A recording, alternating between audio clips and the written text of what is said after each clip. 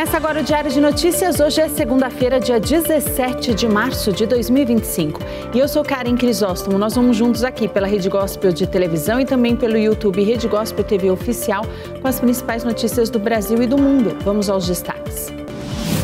Milhares vão às ruas em apoio a Jair Bolsonaro e pela anistia dos presos políticos. Banco Central deve elevar Selic para 14,25% ao ano na próxima quarta-feira. Trump e Putin vão conversar por telefone sobre a guerra. Homem é morto por policiais durante abordagem na Grande São Paulo. E os títulos de Flamengo e Inter pelos estaduais e a vitória do Corinthians sobre o Palmeiras. Essas e outras notícias do Brasil e do mundo você vê agora no Diário de Notícias. Boa noite. Nesse final de semana, o ex-presidente Jair Bolsonaro reuniu dezenas de milhares de apoiadores em Copacabana, no Rio de Janeiro, para pedir anistia para os presos políticos do dia 8 de janeiro de 2023. O ex-presidente Jair Bolsonaro reuniu milhares de apoiadores em Copacabana antes de um possível julgamento contra ele por tentativa de golpe de Estado. Os manifestantes pediam anistia para os envolvidos nos ataques contra as sedes dos três poderes em 8 de janeiro de 2023, uma semana após a posse de Luiz Inácio Lula da Silva, que derrotou o candidato da direita nas eleições. Bolsonaro se diz inocente e afirma que é vítima de perseguição. Eu vou ser um problema para eles, preso ou morto, mas eu deixo acesa a chama da esperança, da libertação do nosso povo. Afinal, o Brasil é um país fantástico. Estou aqui hoje pela covardia que estão fazendo com as pessoas do 8 de janeiro, que foi um golpe sim, um golpe da esquerda, porque eles eram responsáveis pelo Planalto, entraram com a conivência deles e pessoas inocentes que foram se abrigar, proteger de gás, de bomba e estão sendo condenadas a 17 anos, tá? Então assim, isso tem que acabar. Bolsonaro enfrenta a possibilidade de julgamento pela suposta tentativa de golpe de Estado e está inelegível até 2030 por decisão da Justiça. Em 8 de janeiro de 2023, milhares de bolsonaristas invadiram e vandalizaram o Palácio do Planalto, o Congresso e a sede do Supremo Tribunal Federal. Os ataques são uma das razões que levaram a Procuradoria-Geral da República a acusar o ex-presidente em fevereiro por um suposto plano de golpe de Estado para tentar permanecer no poder. Bolsonaro nega as acusações. O governo federal deve enviar amanhã o projeto de lei que isenta o imposto de renda para pessoas com renda até R$ 5.000 por mês. O projeto foi uma das promessas de campanha do presidente Lula e precisou ser acelerado por conta da baixa popularidade dele. A intenção do governo é isentar renda de até R$ 5.000 da cobrança do imposto de renda, uma promessa de campanha do presidente Luiz Inácio Lula da Silva. Mas para que isso aconteça, a gestão petista vai precisar compensar a perda de arrecadação, estimada em 35 bilhões de reais. A equipe de Fernando Haddad pretende taxar quem ganha mais de R$ 50.000 por mês. Ao ano, essas pessoas pagarão R$ 600.000 em impostos. O líder do governo na Câmara dos Deputados, José Guimarães, já adiantou que o anúncio será feito em um evento com o presidente do Senado, Davi Alcolumbre, e com o presidente da Câmara, Hugo Mota. A proposta enfrenta a resistência de parlamentares da oposição. O líder do PL na Câmara, deputado Sóstones Cavalcante, afirma que o partido apoia a redução de impostos, mas criticou o aumento de tributos sobre os mais ricos. Na última semana, o presidente Lula comentou a proposta e afirmou que quem paga o imposto de renda é o trabalhador e o rico sonega. O projeto precisa ser apreciado pela Câmara dos Deputados e também pelo Senado e, se sancionada, entrará em vigor em 2026. Começou hoje o prazo para a entrega da declaração do Imposto de Renda à Pessoa Física 2025. As declarações podem ser enviadas até o dia 30 de maio. O governo lembra também que haverá uma multa de R$ 165 caso a entrega seja atrasada. A Receita Federal estima receber mais de 46 milhões de declarações neste ano. E nesta semana, a pauta econômica vai voltar a ser discutida por conta da reunião do Comitê de Política Monetária do Banco Central. Na próxima quarta-feira, a taxa básica de juros do país deve chegar a 14,25% ao ano. É o maior patamar desde 2016. O Comitê de Política Monetária do Banco Central começa amanhã, terça-feira, a reunião de 2 dias que deve aumentar mais uma vez a taxa básica de juros do país. A expectativa do mercado é que o colegiado cumpra com o documento divulgado em dezembro do ano passado e suba a Selic em 1 ponto percentual. Mas a decisão desta semana pode sinalizar outro cenário futuro para o país. Isso porque a economia do Brasil está prestes a desacelerar e, com isso, a taxa básica de juros deve seguir o mesmo caminho. Os economistas ouvidos pelo Banco Central reduziram a projeção de inflação para este ano e passou de 5,68% para 5,66%. O crescimento da economia também recuou. Os economistas estimam que o país cresça menos de 2% neste ano.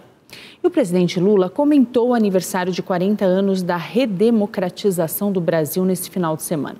No dia 15 de março de 1985, José Sarney assumia a presidência do país após 21 anos de ditadura militar. Em 15 de março de 1985, José Sarney tomava posse interinamente como presidente da República. Nesta mesma data, o presidente eleito pelo Congresso Nacional, Tancredo Neves, estava hospitalizado. Em uma rede social, Lula, que é aliado político de Sarney, disse que a data é lembrada como o dia em que o Brasil marcou o reencontro com a democracia. Na sequência, o petista disse que nestes 40 anos de regime democrático ininterrupto, o país deu passos importantes para a construção de um país democrático, livre e soberano. Ele disse ainda que o Brasil tem enormes desafios e que cresce com a inclusão social. José Sarney esteve em um seminário em memória aos 40 anos do início da redemocratização no Brasil. O evento foi realizado em Brasília. O presidente dos Estados Unidos, Donald Trump, anunciou que vai conversar amanhã com o presidente russo Vladimir Putin sobre um possível cessar-fogo na guerra da Ucrânia.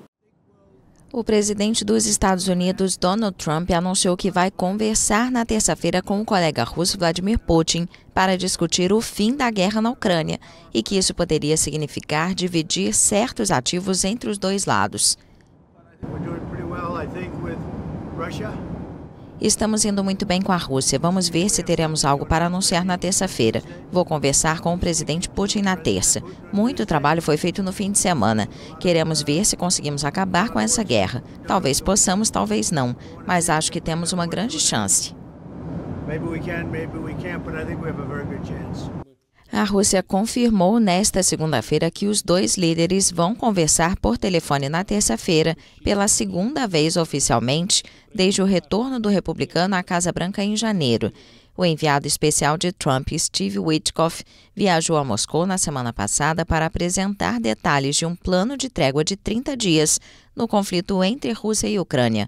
Putin disse que concordava com a ideia de um cessar-fogo, mas observou que havia questões importantes que gostaria de abordar com Trump sobre como seria implementado. A proposta de cessar-fogo apresentada pelos Estados Unidos foi aceita por Kiev, mas Moscou não anunciou uma resposta clara. Desde seu retorno à presidência em janeiro, o presidente Trump afirma que busca acabar com um conflito de mais de 3 anos e se aproximou de Putin. O primeiro-ministro britânico Keir Starmer convocou cerca de 25 líderes mundiais para ajudar a Ucrânia em caso de trégua na guerra. O primeiro-ministro britânico Keir Starmer convocou cerca de 25 líderes para se juntarem a uma coalizão disposta a proteger uma possível trégua entre a Ucrânia e a Rússia, depois de dizer que o presidente Vladimir Putin não leva a paz a sério. A Ucrânia é parte da paz. Zelensky se comprometeu com um cessar-fogo incondicional de 30 dias, mas Putin está tentando atrasá-lo, dizendo que um estudo completo deve ser realizado antes que um cessar-fogo possa ser implementado. Na sexta-feira, Starmer alegou que o presidente Putin não pode brincar com o acordo do presidente Donald Trump. Um total de 25 líderes de países europeus, da OTAN, da Comissão Europeia, do Canadá, Austrália, Nova Zelândia e Ucrânia para buscar uma coalizão de voluntários dispostos, de acordo com Downing Street, a apoiar uma paz justa e duradoura. E concordamos em acelerar nosso trabalho prático para dar suporte a um possível acordo. Então, agora passaremos para a fase operacional. Nossos militares se reunirão na quinta-feira desta semana aqui no Reino Unido para elaborar planos robustos e decisivos que nos permitirão dar suporte a um acordo de paz e garantir a segurança futura da Ucrânia. Starmer e o presidente francês Emmanuel Macron têm liderado esforços para montar a chamada Coalizão dos Voluntários, desde que Trump abriu negociações diretas com Moscou no mês passado.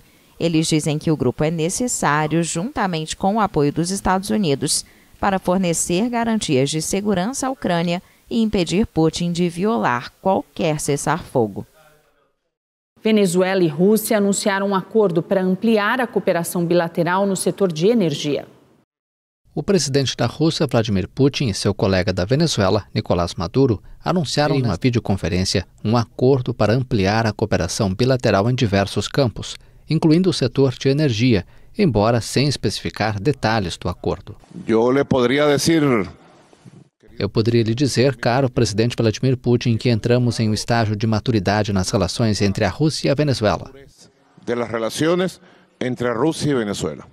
Putin convidou Maduro a visitar Moscou para assinar o acordo em 9 de maio, nas celebrações do Dia da Vitória na Segunda Guerra Mundial. A Rússia expressou apoio a Maduro em meio aos questionamentos à sua reeleição, não reconhecida pelos Estados Unidos. Já a Venezuela indicou apoio à Rússia na guerra na Ucrânia. A videoconferência entre Putin e Maduro ocorreu no contexto dos eventos promovidos pelo governo da Venezuela pelos 80 anos do estabelecimento de relações diplomáticas com a Rússia. Nesse final de semana, a capital do Iêmen foi alvo de bombardeios dos Estados Unidos. 31 pessoas morreram. Pelo menos 9 civis morreram em bombardeios na capital do Iêmen, Saná. As informações são de meios de comunicação dos rebeldes Houthis, depois que o presidente americano Donald Trump anunciou uma operação contra os insurgentes. O republicano escreveu na rede social Truth Social que os Estados Unidos lançaram uma ação militar decisiva e poderosa contra os rebeldes Houthis no Iêmen. Trump também pediu ao Irã que interrompesse imediatamente seu apoio aos terroristas Houthis. Estes são os primeiros bombardeios americanos contra os rebeldes do Iêmen desde a chegada de Trump à Casa Branca em janeiro. Os Houthis advertiram que esta agressão não ficará sem resposta. No dia 11 de março, o movimento anunciou que retomaria os ataques contra barcos que considerassem vinculados a Israel no Mar Vermelho, em uma demonstração de apoio aos palestinos da faixa de Gaza. O grupo rebelde, apoiado pelo Irã, que controla grandes áreas do Iêmen, alegou que havia tomado a decisão porque Israel não tinha permitido a retomada do fornecimento de ajuda a Gaza, devastada pela guerra entre Israel e o movimento islamista palestino Hamas. O fornecimento de ajuda foi bloqueado por Israel em 2 de março. E os rebeldes Houthis revidaram esse ataque em um porta-aviões dos Estados Unidos no Mar Vermelho. Os rebeldes Houthis do Iêmen reivindicaram um ataque contra um porta-aviões dos Estados Unidos no Mar Vermelho. No dia anterior, bombardeios americanos contra várias bases dos rebeldes deixaram mais de 30 mortos e 100 feridos. Os Houthis afirmaram que a maioria das vítimas eram mulheres e crianças.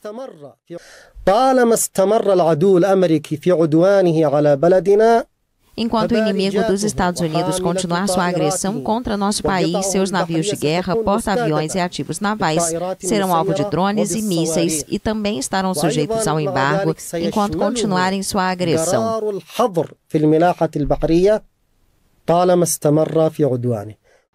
Os rebeldes, que são apoiados pelo Irã, afirmaram ter disparado 18 mísseis e um drone contra o porta-aviões USS Harry Truman e os navios de guerra que o acompanham no norte do Mar Vermelho.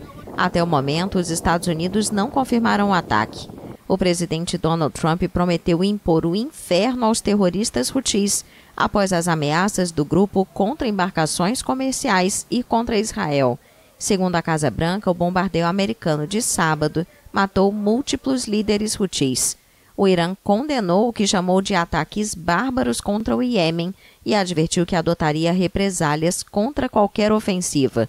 Os militantes Houthis, que controlam várias áreas do Iêmen, incluindo a capital Saná, afirmaram que os ataques americanos não ficarão sem resposta. Os Houthis fazem parte do que o Irã chama de eixo de resistência contra Israel, que também inclui o movimento islamista palestino Hamas, o grupo libanês Hezbollah e as milícias do Iraque. A China pediu hoje um diálogo entre os Estados Unidos e o Iêmen após os ataques que marcaram esse final de semana. O Ministério das Relações Exteriores afirmou que o país se opõe a qualquer ação no Mar Vermelho e que os assuntos sobre os rebeldes hustis têm causas complexas e deve ser resolvido através de diálogo. Milhares de manifestantes se reuniram em Belgrado, na capital da Sérvia, após meses de protestos contra a corrupção. Uma multidão se reuniu em Belgrado para protestar contra a corrupção na Sérvia.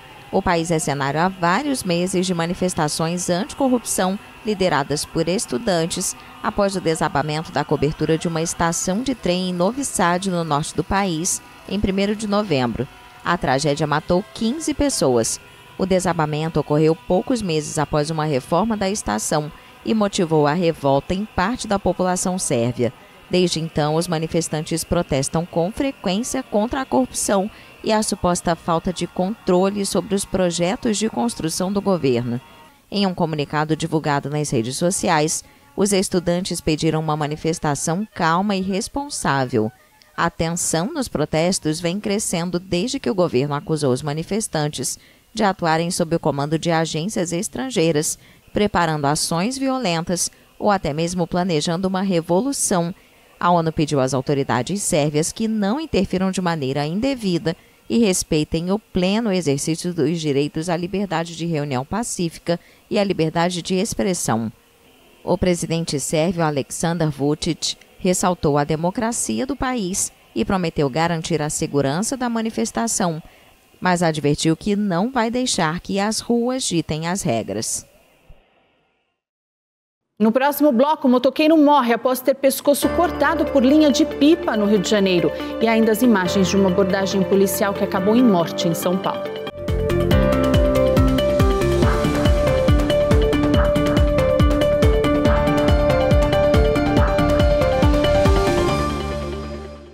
Uma policial militar identificada como Carla Cristiani morreu na madrugada de hoje após ser atropelada por um carro desgovernado na linha amarela, na zona norte do Rio de Janeiro.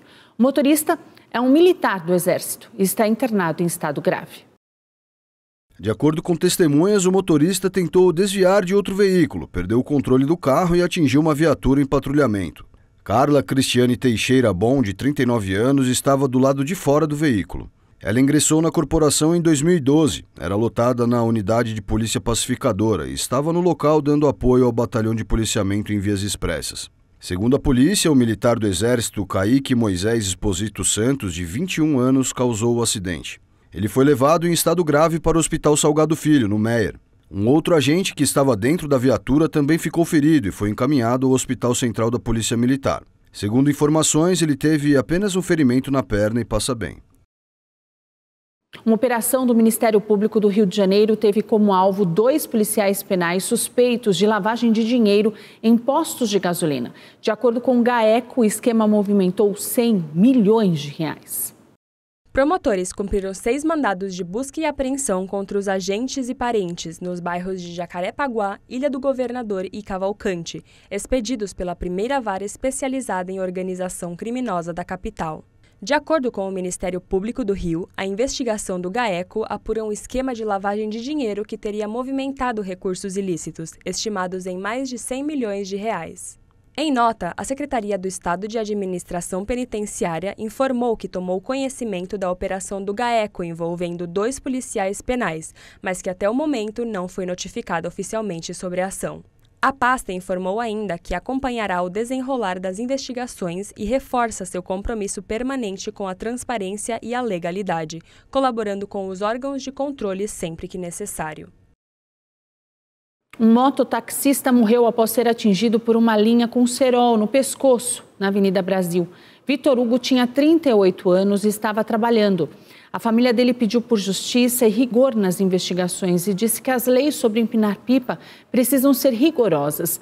Ainda afirmou que 4 crianças vão crescer sem um pai. O Diário de Notícias lembra aqui que soltar pipa com cerol é crime, com pena de 3 meses a 1 ano de prisão. E em caso de morte, o responsável pode responder por homicídio.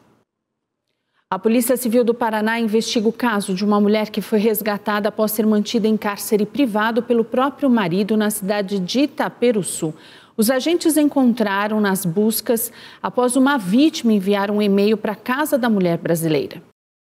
De acordo com a Polícia Militar, a vítima encaminhou um e-mail pedindo socorro para a Casa da Mulher Brasileira, que oferece atendimento para mulheres em situação de violência. Quando os militares chegaram na casa, que fica na região rural de Itaperuçu, ela negou que estavam em situação de violência, mas quando questionada sobre o e-mail, chorou e admitiu as agressões. O delegado Gabriel Fontana disse que, em depoimento, a vítima relatou que ficou trancada por 5 anos.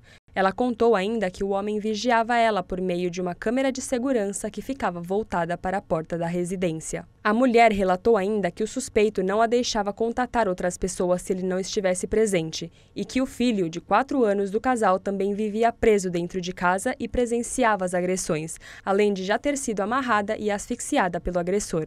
Ainda conforme a mulher, os familiares sabiam da situação e eram coniventes com as agressões, acobertando o marido. O homem havia sido preso, mas foi solto após passar por uma audiência de custódia. Um jovem de 18 anos foi detido em Belo Horizonte, capital de Minas Gerais, após agredir e tentar estuprar a própria avó de 60 anos. A senhora denunciou o neto após se negar dar dinheiro a ele. Após o ataque, o jovem tentou fugir, mas foi localizado pela polícia. A vítima foi levada para um hospital da região, mas não há informações sobre o estado de saúde dela. Um homem foi agredido a socos e executado por 2 policiais militares em Barueri, na Grande São Paulo. Motoristas que passavam pelo local registraram o crime. O caso aconteceu na Avenida Petrobras, próximo à rodovia Castelo Branco, no bairro Jardim Mutinga. De acordo com o boletim de ocorrência, Lucas Almeida de Lima, de 26 anos, estava consertando a parte elétrica de um carro a pedido de um amigo, quando uma viatura da Polícia Militar parou. Os policiais relataram que acharam a atitude suspeita e, ao se aproximarem, Lucas começou a correr. Nas imagens gravadas é possível ver que um dos PMs imobilizou Lucas, segurando ele pelos braços, enquanto o outro agente desferiu diversos socos e um chute na região do estômago. Em determinado momento, Lucas segurou a arma de um dos agentes e o outro policial efetuou 3 disparos contra ele. O jovem foi socorrido e levado ao pronto-socorro do Parque Imperial, mas não resistiu aos ferimentos e morreu. Em depoimento na delegacia, os PMs justificaram que o rapaz resistiu à abordagem, entrou em luta corporal e tentou pegar a arma do agente. O dono do veículo afirmou que Lucas apenas o ajudava com um problema elétrico no carro e que, ao ver a viatura, correu e pulou um muro sem motivo aparente. Segundo a Secretaria da Segurança Pública, os policiais foram afastados de suas funções. O Ministério Público denunciou hoje 6 acusados de participarem diretamente do assassinato a tiros de Vinícius Gritzbach. O Ministério Público denunciou 6 acusados de participarem da morte de Vinícius Gritzbach pelo assassinato de um motorista de aplicativo e 2 tentativas de homicídio contra 2 pessoas feridas durante o crime. Segundo a Polícia Civil, Gritzbach foi morto por vingança. Ele era empresário ligado ao ramo imobiliário e lavava dinheiro para o primeiro comando da capital. De acordo com o DHPP, Cigarreira mandou matar o desafeto Gritzbach para vingar Anselmo Santa Fausta, o Cara Preta, traficante assassinado numa emboscada em 2021. Gritzbach entregou esquemas criminosos do PCC e depois denunciou policiais por corrupção em depoimentos ao Ministério Público. Ele respondia a processo judicial acusado de lavar dinheiro da facção por meio da compra e venda de imóveis e postos de combustíveis. Em troca da delação, o Ministério Público pediria justiça para Vinícius não ser condenado por associação criminosa. Responderia somente pela corrupção. Segundo a denúncia do Ministério Público contra os 6 acusados, eles participaram dos homicídios e tentativas de homicídios de 4 vítimas, com 4 qualificadoras agravantes: motivo torpe, meio cruel, emboscada e uso de arma de fogo de uso restrito. O Ministério Público ainda avalia se irá denunciar o grupo por associação criminosa. E a seguir, Lando Norris vence o primeiro grande prêmio da temporada e os títulos de Flamengo e Internacional pelos estaduais.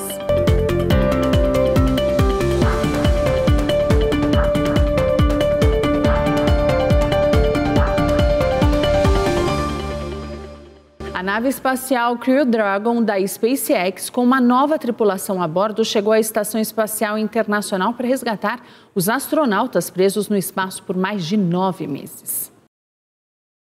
A nave espacial Crew Dragon da SpaceX, com uma nova tripulação a bordo, chegou à Estação Espacial Internacional no domingo. 2 astronautas presos no espaço há 9 meses podem finalmente ser resgatados. A NASA informou que o retorno de Buzz Wilmore e Suni Williams pode começar já na quarta-feira. Os 2 americanos estão presos a bordo da ISS desde junho passado, devido a problemas técnicos com o Boeing Starliner que os transportou. O que estava originalmente programado para ser uma viagem de ida e volta de 8 dias, se estendeu por mais de 9 meses para os 2, um período maior do que as missões de 6 meses dos astronautas da ISS. Os participantes da nova missão vão conduzir experimentos científicos e tecnológicos para futuros modelos de espaçonaves e pesquisas sobre os efeitos do espaço no corpo humano.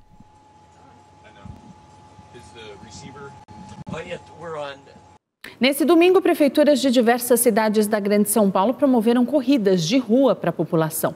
E a equipe do Diário de Notícias esteve em uma delas, em Itapevi. A manhã de domingo foi diferente para milhares de famílias na cidade de Itapevi. Uma manhã gelada, que normalmente é aproveitada debaixo das cobertas. Dessa vez, deu lugar a um leve e bom tênis, muita água e também muita disposição. A 7ª corrida de Itapevi aconteceu no centro da cidade, no Corredor Oeste, em comemoração ao 66º aniversário da cidade. Cerca de 2.700 pessoas acordaram cedo e foram às ruas para correr ou caminhar. Pouco depois das 7 horas da manhã, o cronômetro já disparava e a buzina foi tocada. Com pouco mais de 16 minutos de prova, o primeiro corredor dos 5 quilômetros apareceu na reta final. E olha só como ele cruzou a linha de chegada, fazendo aviãozinho. Alguns minutos mais tarde, já com outros corredores dos 5 quilômetros chegando, apareceu também a estrela do dia, o queniano Nicholas Kipitu. Venceu a prova com pouco mais de 30 minutos. Nicholas fez impressionantes 3 minutos por quilômetro corrido. Foi ele também o vencedor da 6ª etapa da corrida, que aconteceu no ano passado. O Diário de Notícias conversou com o prefeito de Itapevi, Marcos Godoy, o Teco. Ele falou sobre o evento e anunciou o recorde de público. Aos nossos amigos do Diário de Notícias, da Rede Gospel de televisão, nós estamos aqui hoje, na 7ª corrida oficial de Itapevi, em comemoração aos 66 anos de aniversário da nossa cidade. Mais uma vez, eu quero agradecer à imprensa presente e o recorde de público e participantes. Uma corrida muito bonita, as famílias correndo, saúde para a nossa população e também esporte e lazer. Deus abençoe a todos, estamos juntos. Obrigado.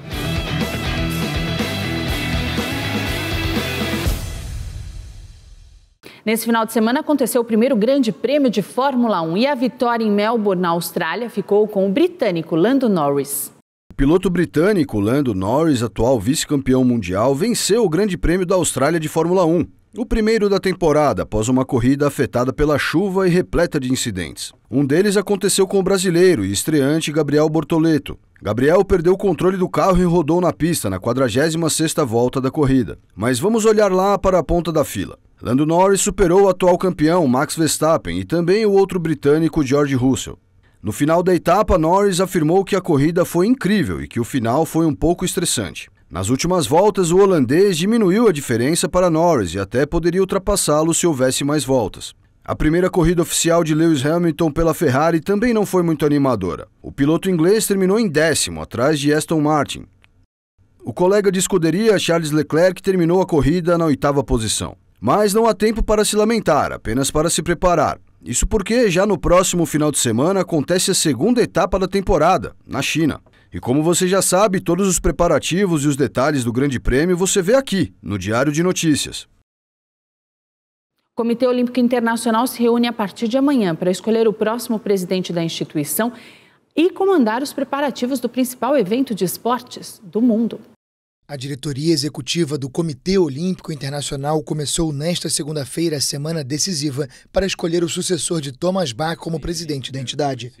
O encontro, rodeado de uma descrição digna do Vaticano, é realizado na Grécia e a votação está mais aberta do que nunca. A grande organização do esporte mundial, com sede em Lausanne, na Suíça, não muda de presidente há 12 anos, quando Bach assumiu o cargo do belga Jacques Rogge. O ex-esgrimista bávaro de 71 anos vai passar oficialmente as funções ao novo presidente em 23 de junho, mas a identidade do sucessor vai ser conhecida na quinta, com uma votação secreta no complexo costeiro grego de Costa Navarino, às margens do Mar Jônico. A eleição se apresenta tão histórica quanto aberta. São 7 candidatos, entre eles o espanhol Juan Antonio Samaranch Jr., a zimbabuana Christy Coverty, o britânico Sebastian Coe e o francês David Lapartien. Nunca houve tantos candidatos à presidência em 130 anos de vida da organização. Em uma campanha sem pesquisas, em que qualquer debate ou apoio público está vetado pela Comissão de Ética, não fica claro se há algum favorito. É também difícil imaginar qual estratégia pode fazer diferença em um quadro de votantes que reúne pessoas tão distintas, de membros da realeza a campeões esportivos, passando por figuras da gestão e da indústria esportiva. Ontem foi dia de levantar troféu, o Inter venceu o Gauchão e o Flamengo venceu o Campeonato Carioca. Aqui em São Paulo, o Corinthians saiu na frente pela taça do Campeonato Paulista. Vamos ver. O Internacional quebrou o jejum de 8 anos e 10 meses e voltou a ser campeão gaúcho. E o título veio contra o maior rival, o Grêmio. No jogo de ida, o Internacional havia vencido por 2-0 e podia perder por 1 gol de diferença para levantar o caneco. E o jogo da volta terminou empatado. Ener Valencia abriu o placar logo no início do segundo tempo. Olha só esse golaço. Do meio da rua. Alguns minutos mais tarde, Wagner Leonardo desviou uma falta na primeira trave e empatou a partida. O placar agregado terminou em 3-1 Internacional. Após o apito final, o Beira-Rio explodiu de felicidade. Lá no Rio de Janeiro, o campeão foi o Flamengo. O time de Felipe Luiz venceu o jogo de ida por 2-1 contra o Fluminense. E o jogo de volta terminou em 0-0. O detalhe desse jogo esteve nas arquibancadas. Mais de 64 mil pessoas estiveram no Maracanã para acompanhar o título do Mengão. Em São Paulo, o Corinthians saiu na frente pelo título do Campeonato Paulista. Memphis Depay não desistiu da jogada e rolou a bola para Yuri Alberto. O atacante do Timão cortou para dentro e bateu no canto do goleiro Everton. Agora o Timão decide em casa um título que há muito tempo não é visto em Itaquera. E o Diário de Notícias desta segunda-feira fica por aqui. Eu desejo a todos vocês uma ótima noite. Amanhã, a partir das 7, nós estamos de volta com as principais notícias do Brasil e do mundo. E até lá você fica muito bem informado acessando o Diário de Notícias em 2 minutos no Spotify. Uma boa noite e até amanhã.